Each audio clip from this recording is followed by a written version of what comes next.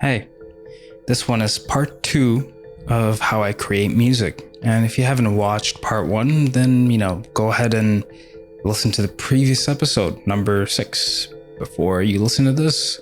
Or don't. I mean, nobody's forcing you, right? So let's get into it. But first, some coffee. On that coffee break, can't even stay awake. I can listen to Drake, all the heavy snakes. And I'm back. Well, I didn't really go anywhere. I just cut to this intro and then come back to this. It's just post-processing. That's it. Let's get back into it then. In the last episode, we left off at giving a long-winded lecture on the technicalities of how I record my vocals. So we talked about, starting off with the instrumental, then talking about the creation of the vocals. At this point, though, I have all the basics down on paper, the fundamental instrumental and the bare bone main vocals. Great. That's only half the work. And now comes the million little adjustments I have to make to get the song to completion. I bring the vocals back to the DAW or digital audio workstation where I made the instrumental. I use FL Studio, it's right behind me, just to remind you, a DAW is simply a software tool that helps tools like me use virtual instrument plugins and create melodies and effects all in one single place. Then, edit it the way that I want to. So the recorded vocals have been brought into the DAW where I place them with the basic instrumental I already made. Now I start to make the instrumental more complicated against the vocals. I have to keep in mind that the vocals and the instrumentals have to flow together. They cannot just, do their own thing and just go off on their own. They have to work in harmony. That's what a song is. Certainly parts might need an extra instrument or two to come in. Other parts, the vocals need main stage, center stage. With my songs, the vocals tend to have the center stage for most of the duration of the song. So the instrumental is behind and around the vocals. That's how most of the songs you hear are pretty much designed.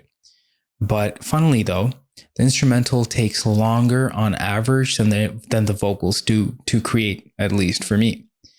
So let's take my newest song called Talk as an example to explain the situation a bit better, because I'm having a hard time explaining it otherwise, So it came out a couple days ago at the time of me writing this and videoing this. So the creation process is fresh on my mind. I'm going to play you a snippet of it to give you an idea of what it sounds like in case you haven't heard it yet. You ain't tired of your own shit, huh? You just thinking you own shit, huh? They pretending they're your kid, yeah. We're just tired of all the talking. You just slacking since you're back in. Put them in line, picking the sides, telling them lies. Keep them aligned, keep them in a fog. All you got them on, all they do is talk. You can hear that the song is angry but melodic. I started the instrumental with an orchestra melody which consisted of like violins, violas, cellos, some other organic sounding instruments. Then I added a trap, drum beat, and some other minimal instruments. By then, I realized that the song already sounded quite full, so I recorded the main vocals, then placed the vocals on top of the instrumental. Then I made the drum pattern more complicated. The bass or 808s you hear, I've changed the melodies at times to make it more impactful at times when it needs to be. I also made the orchestra melodies more vibrant and made it flow better. The intro slowly pulls you into the tone of the song. Then the first verse is the first half, hits heavy with a few instruments. It also introduces the orchestra, which flows into the chorus, and then the rest of the song. Certain other elements like the female humming come in periodically and then disappear soon after. So after recording the vocals, I created variations and I made the instrumental more mature by adding and removing certain elements. There's also sound textures like hi-hats, which give the song more depth. But again, that's just this song. Every song requires its own workflow. However, the artist chooses. So after the instrumental is about 90% done with the tweaks, I'll focus on the vocals again. I'll listen to the main vocals going through the track and I'll stand in front of my mic again and just, freestyling back vocal melodies like humming or ad libs, which are, sentences in the background that accompany the main vocals. Depending on the tone of the song, I'll determine exactly what back vocals are needed. For the song Talk, again, I decided to hit the song with hard-hitting words and sentences to give certain parts more impact, to accentuate the song, the anger of the song. That's a norm these days, right? To add back vocals to accentuate the tone. It's been the norm for a while, in fact. Once the back vocals are done recording, I'll place them into the DAW along with the instrumental and the main vocals, and I'll edit them into place. I'll give the back vocals more reverb, which basically adds more space. So it sounds as if I'm a bit far away, or in a large room. Because, you want back vocals to sit at the back, right? Once I'm happy with the main vocals, though, and back vocals, I'll do final tweaks of the instrumental, since music is art. It's, never finished. It's only abandoned, right? So I can always work on it some more, perfect it just a little bit more. But I have to make a conscious decision at some point to abandon it when I think it's, good enough. So once I've reached that stage, now comes the super technical part, mixing and mastering. As I mentioned in the previous episode, if you heard it, mixing is basically tweaking each instrument and instance of vocals to basically behave well with each other so that they sound pleasing to the listener. Since there are usually several tracks in a song, you can have, instruments fighting each other at certain sound frequencies, and that would make the song sound muddier than it needs to. So you need to address these issues to get the clearest sounding song possible.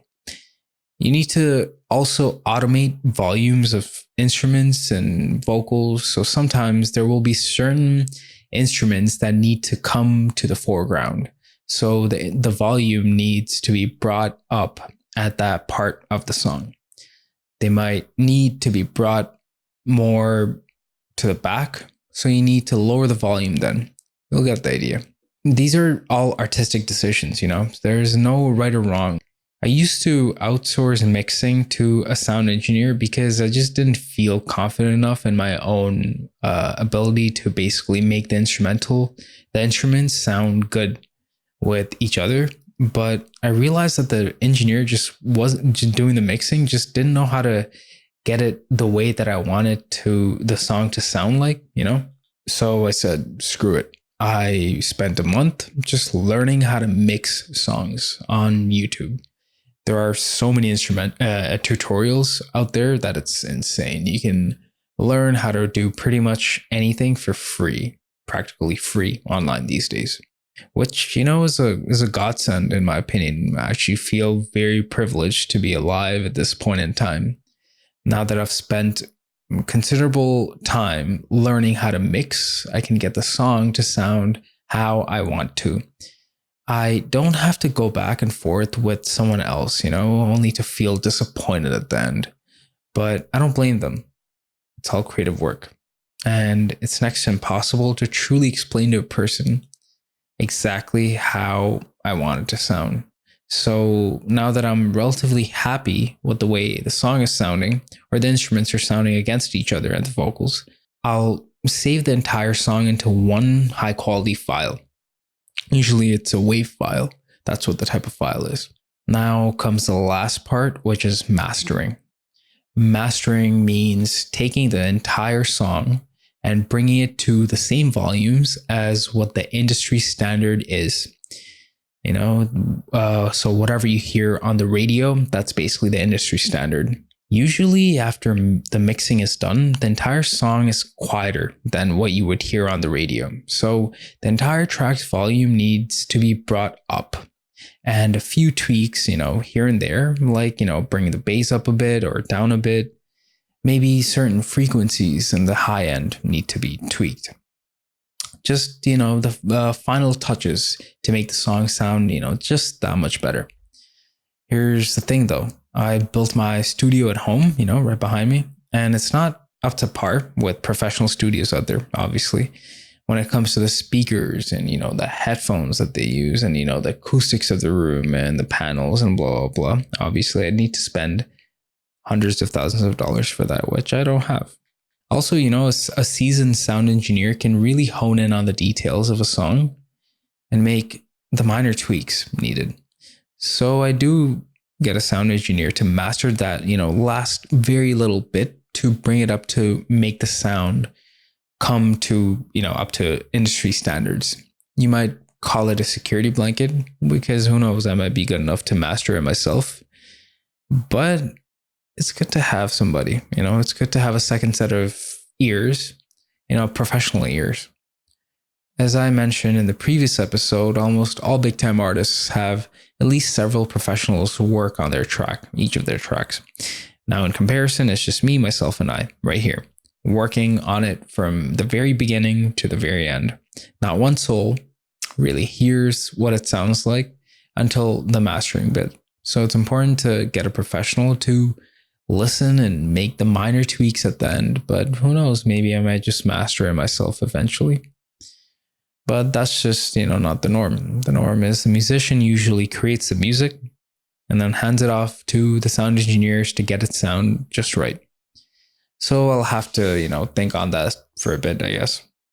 As of now, though, my system is working. So I guess I won't change it, at least for now. So you see, it's a hefty process to create a song, just like any other form of art, really. There's huge amounts of creativity involved, huge amounts of science too. It's good to be well versed in both, right? In my opinion. Now, when it comes to all my music, every topic I write about, every atmosphere that I'm trying to create is something that's close to me. The topics I explore in each of my songs have been things I've been thinking about. I think we can all agree that we now have an overload of overly sexualized songs, overly violent songs. So I thought I'd create things a bit differently so that it's more authentic to me and, to you, the listener. Basically, I'm creating what's my truth. That's it. People might agree or disagree with me. That's fine. That's art. Well, it's been a pleasure explaining, my music making process to you, the lengthy music making process. I'll see you in the next one.